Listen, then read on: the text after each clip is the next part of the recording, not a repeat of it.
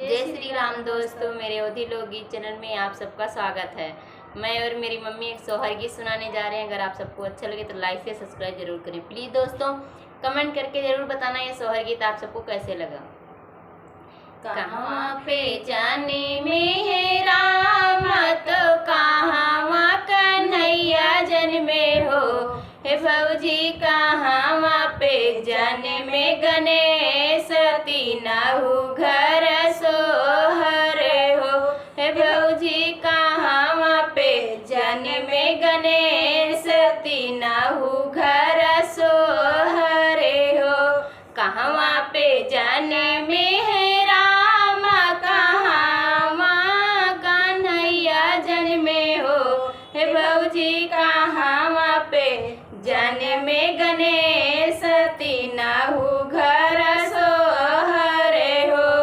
अवध में जाने में राम गोकुल में कन्हैया जन्मे हो, हे नंदी पर्वत पे जाने में गणेश तीनहु घर सोहरे हो, हे नंदी पर्वत पे जाने में गणेश तीनहु घर सोहरे हो।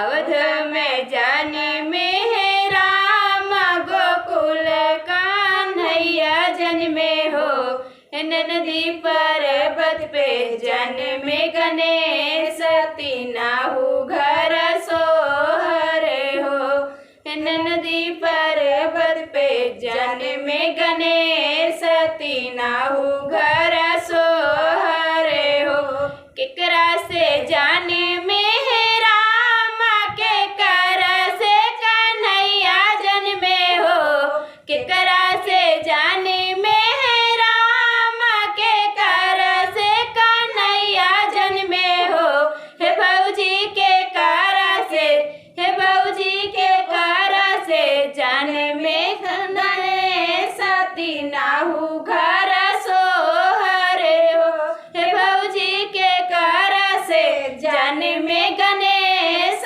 तीनहु घर सोहरे हो।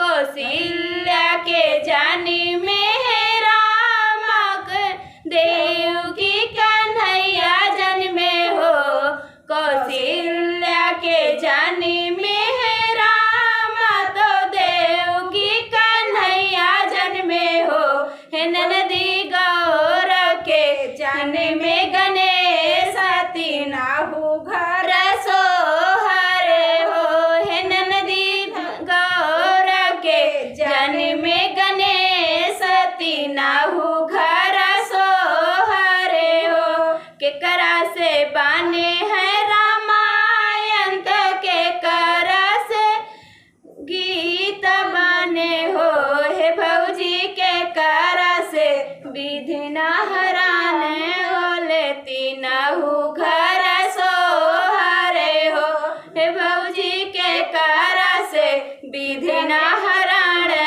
ओले तीनहु घर सोहरे हो।